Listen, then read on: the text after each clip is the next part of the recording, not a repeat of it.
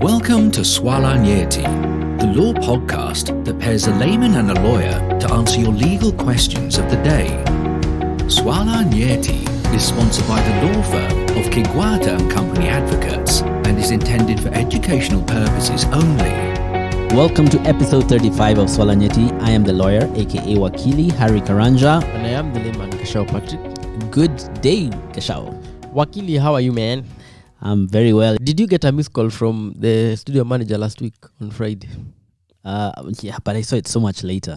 Okay. Yeah. Now, after I launched my singing career Uh-huh. in this very studio on Friday, Yes. I got a call from the studio manager. So Mhm. apparently, Yes. because of my good singing voice, Yeah. the audio we recorded that morning Yes. was so big, Yeah. and he decided to cut and paste Yes. so that he can edit it. Mm-hmm. And in the process, the computer hung. Okay. And when he is checking on the phone on the SD card, Yes. the audio was not there Yeah. and he had not pasted on the computer. Okay. So he was calling us to come back. But we didn't come back and Yeah, I had so- it published. Miraculously, when he unplugged the phone from the comp and checked, Yeah. the audio was there. Otherwise, I would have come to sing for you again on Friday. Yeah, thank goodness that did not happen. Yeah. I don't know whether you sing because I sing too well or what, but anyway, yeah.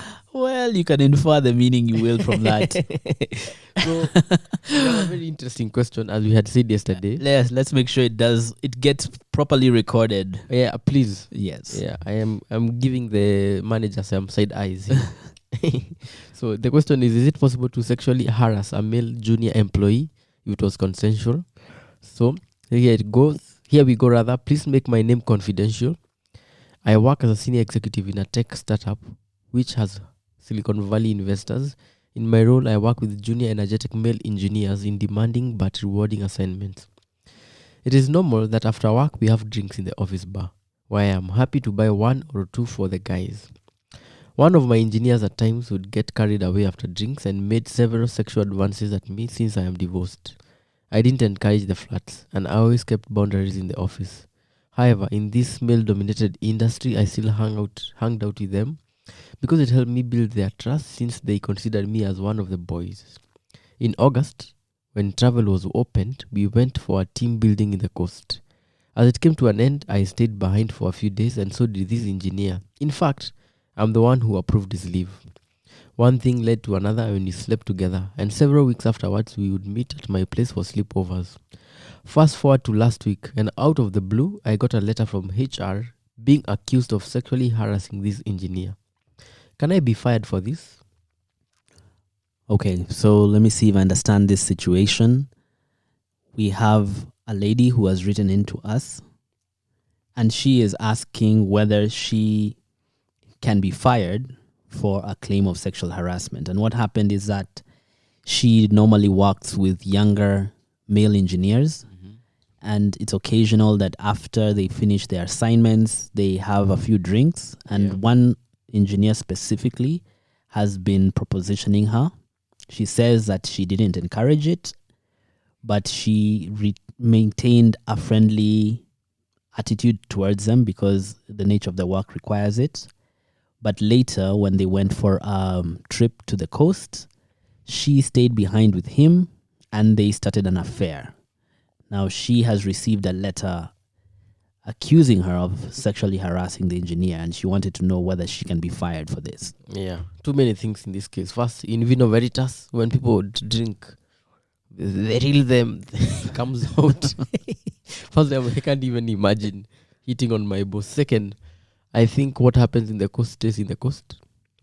When you go for these team buildings, it's not the first, it's not the last. You should, mind your business. So if you have a pass on your boss, keep it that way.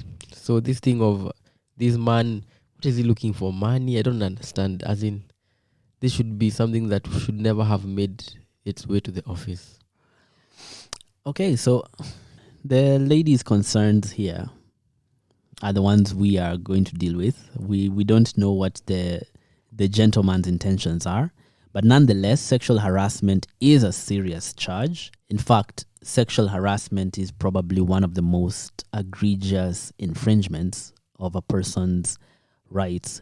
It can also be intentional tort, meaning that there could be consequences for this. Here we have a lady who is asking whether or not she can be fired.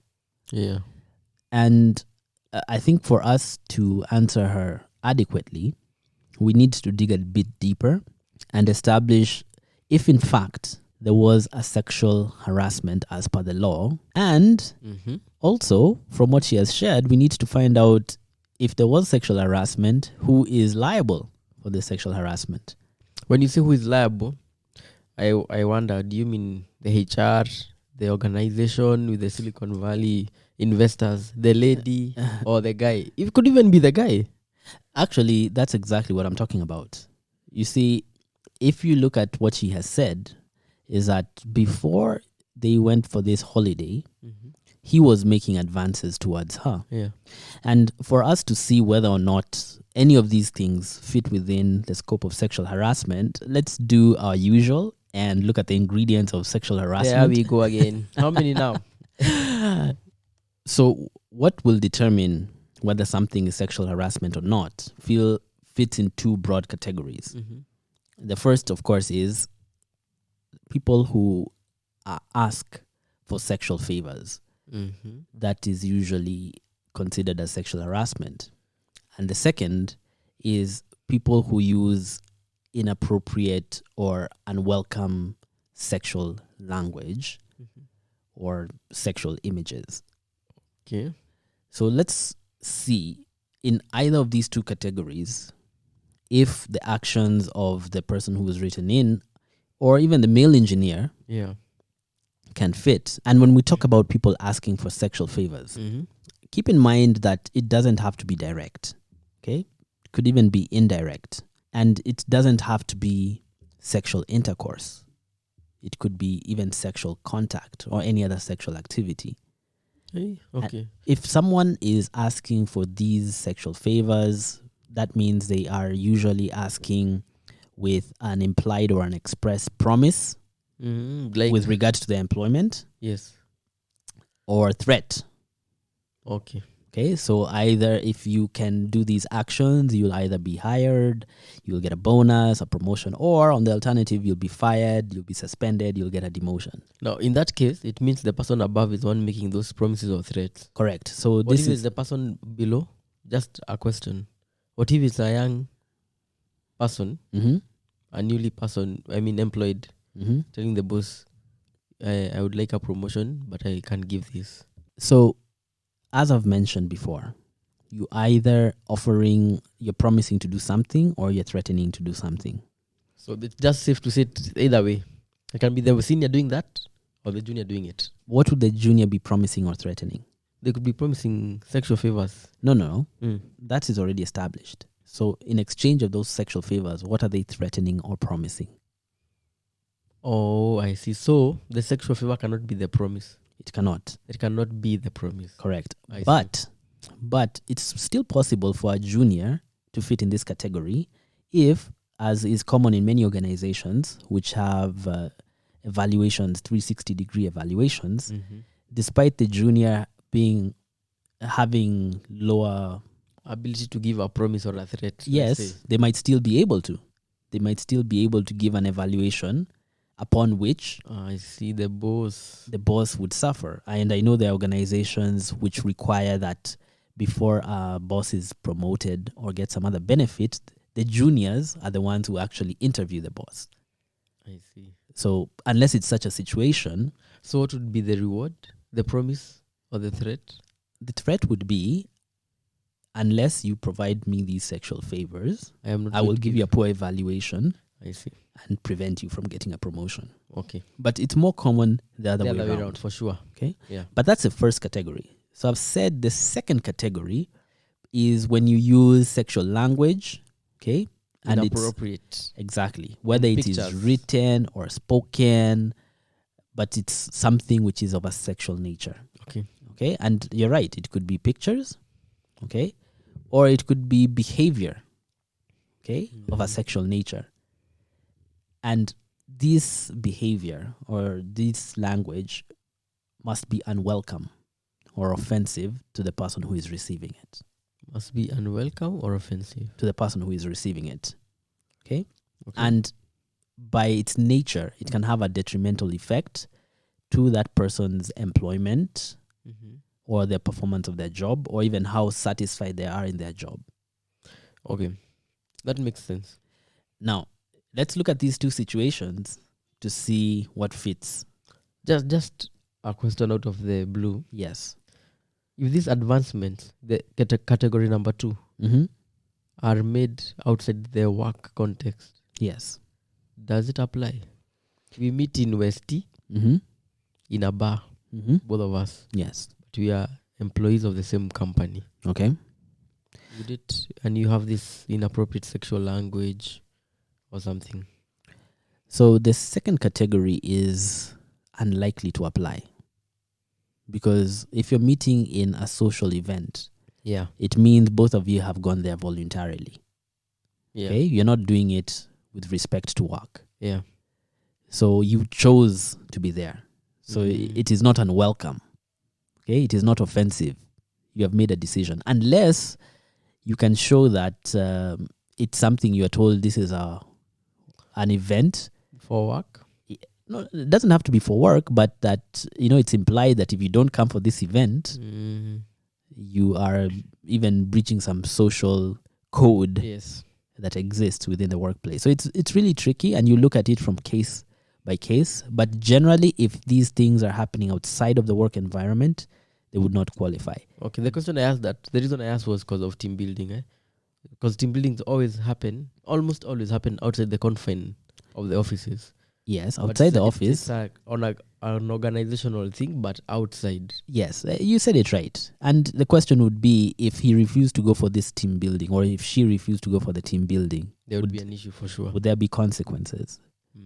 So if the answer is yes, then most likely it was something which is still work related. Okay. So category number 2 would come into operation now.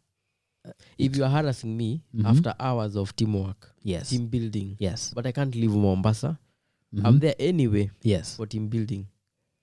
But it's not team building time. Yes. So now, but here you can see, when it came to this affair that they began, the lady who writes in says that it happened while they were both on leave. Outside. Oh, yeah. Okay. And so the team building had come to an end. And they were on leave, and they were doing this thing outside of the confines of work. But of course, the question would come in is, even though it was outside of work, did the male engineer feel like unless he acceded to this sexual affair, his job could have suffered? So that's one way you can look at it. Okay. But in the same light, the lady might also say, but look, he was the one who was making the sexual advances. Yeah. Okay. And I felt that these sexual advances were unwelcome. Okay. Because she says that she was uncomfortable, but decided to go along with it because that's what was expected. Of the job environment. Environment. So she might also be able to claim that she was the one who was being sexually harassed. Although the eventual affair they had was consensual, the initial advances might have met that threshold of sexual harassment. Does it apply? Does the sexual harassment apply if there's a subsequent event that was done through consent?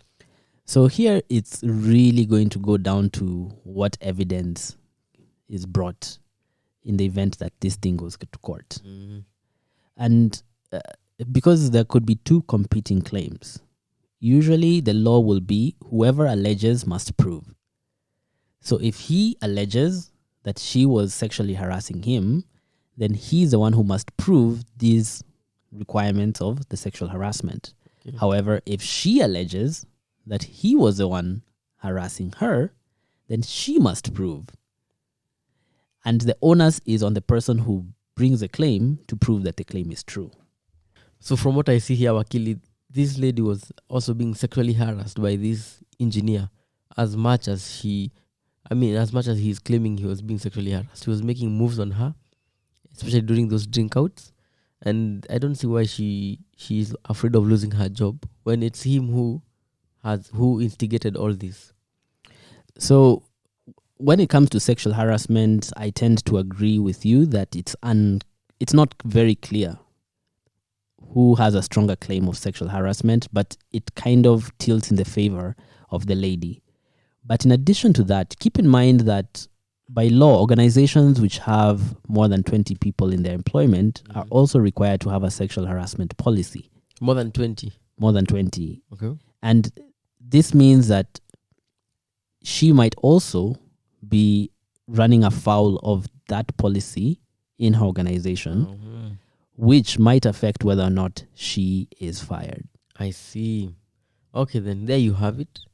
The question about being fired might solely lie on the policy, the sexual harassment policy in the organization you work for. But if it comes to court and you two decide to go to court, then even he might be liable of sexual harassing you. So it's a catch-22, I think, in a sense. Other than that, thank you for everyone who has been listening to Swala Nyeti. And on behalf of Swala Nyeti, from me, goodbye. Goodbye. You have been listening to Swala Nyeti. Special thanks to our layman, Gashal Patrick, and our lawyer, Harry Karanja. If you have a legal question that you want answered, send us a WhatsApp message on 0708 111 222 or email us at admin@swalanyeti.org. You can find downloads to all our podcast episodes on our website www.swalanyeti.org.